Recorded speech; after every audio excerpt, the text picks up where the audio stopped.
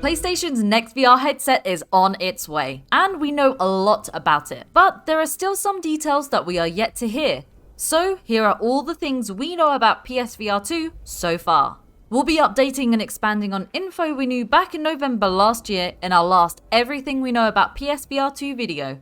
Then we'll touch on some predictions, hints, and rumours at the end of this video. First up, PSVR 2 has been officially confirmed by Sony Interactive Entertainment, but it might not be called PSVR 2. Back in February, Sony shared in a PlayStation blog that the headset is in the works. The post didn't once give it a name, but this doesn't mean that PSVR 2 is off the table, as Sony also didn't immediately name the PS5 when it was first announced. Sony also didn't give us any launch window, other than it isn't coming this year. We'll get to the rumours and predictions later. Next, we know that PSVR 2 will run on a single wire that will connect to the PS5. The current PSVR connects via a jumble of wires and a breakout box, not to mention the PlayStation camera that is thrown into the mix too. While some people may say one wire is one wire too many, this simplification is a huge relief to many others. As for whether or not Sony will release a wireless version, we will touch on that later. Now to get into the meatier bits of info. Although the headset specs haven't been officially revealed by Sony itself, UploadVR was the first to reveal details thanks to multiple sources.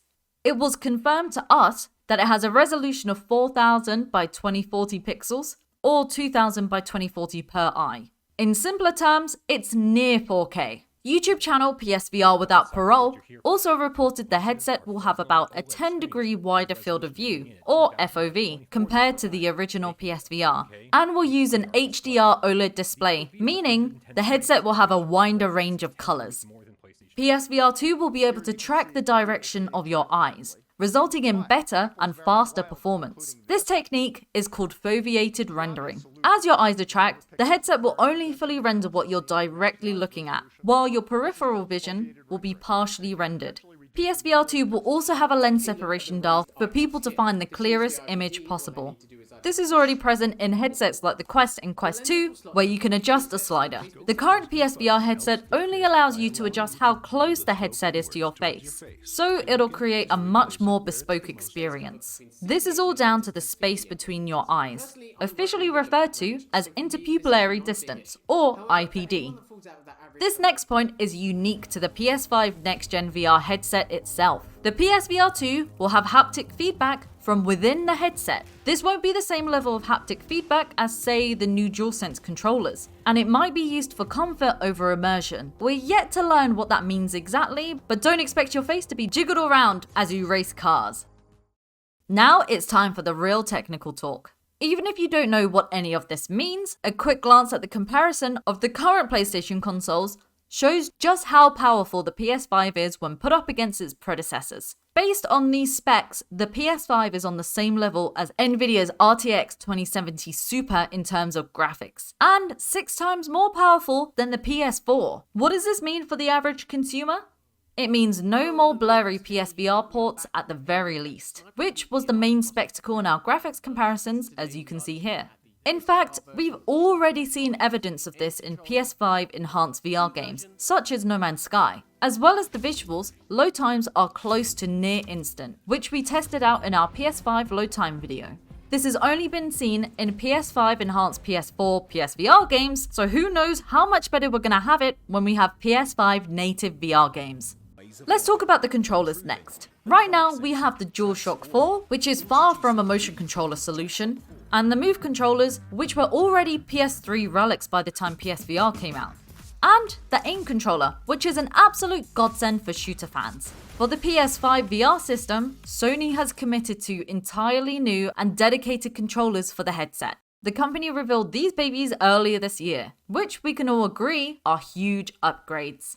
At a glance, you can see these controllers feature analog sticks, 2 face buttons per device, and trigger and grip buttons, as well as the usual share and option buttons. These are much more in line with modern VR controllers such as the Oculus Touch.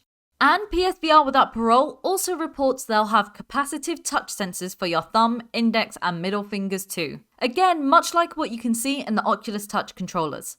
Not only that, but Sony confirmed these controllers will have similar features to the new DualSense PS5 gamepad. That means we'll have haptic feedback technology and trigger resistance, two entirely perfect features designed for VR.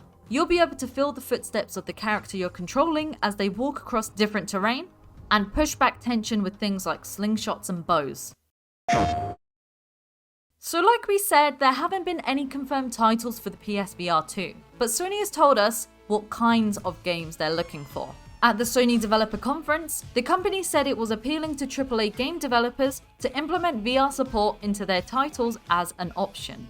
There will of course be native VR titles, similar to Blood and Truth and Astro Bot Rescue Mission, but with this strategy we could see plenty more AAA VR titles, hopefully of the same caliber as Hitman 3, Resident Evil 7, Skyrim, and No Man's Sky.